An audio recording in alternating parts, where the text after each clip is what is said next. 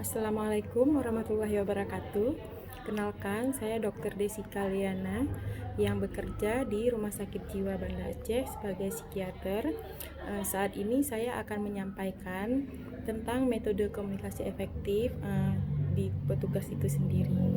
Komunikasi efektif yang dimaksud komunikasi yang kita lakukan atau yang kita sampaikan kepada teman-teman atau kepada sesama petugas bisa diterima dengan baik dan bisa dicerna pesan yang disampaikan. Misalnya di antara petugas kita punya pesan untuk teman kita, misalnya pada saat operan, memberi terapi obat, masalah apa yang sedang kita rujuk, untuk merujuk pasien, apa yang dialami pasien pada saat itu.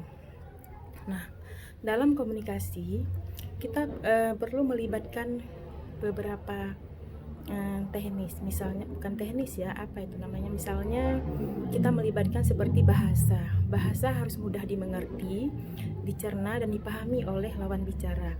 Kemudian apalagi intonasi itu sangat perlu. Kenapa? Dengan intonasi menentukan ekspresi yang kita tunjukkan pada saat itu, maka akan menentukan yang penerimaan informasi atau lawan bicara itu mengetahui dari intonasi kita berbicara, dapat menyimpulkan apa yang sedang kita sampaikan dan bagaimana ekspresi kita pada saat itu.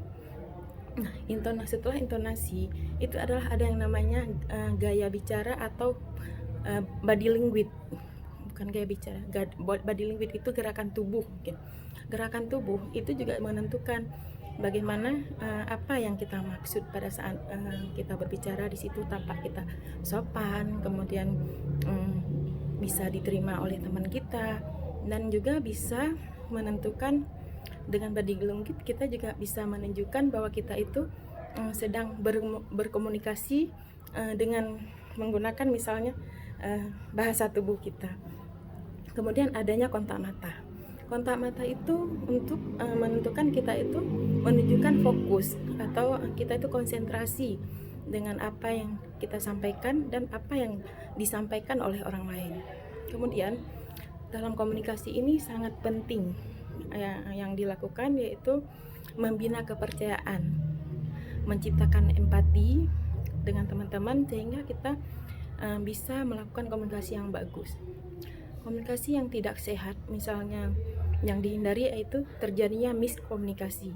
Karena dengan terjadi miskomunikasi, maka segala sesuatu yang kita sampaikan itu tidak tercapai tujuan yang ingin disampaikan kepada lawan bicara kita.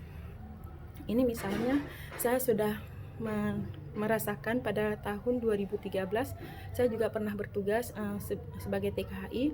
Di situ saya melakukan banyak hal walaupun dengan pengalaman hanya 40 hari di Kota Makkah dan Madinah. Di situ saya merasakan sekali pentingnya komunikasi baik dengan teman-teman petugas juga dengan jemaah yang ada di kloter, baik di Aceh sendiri maupun di kloter-kloter yang lain yang dari Indonesia.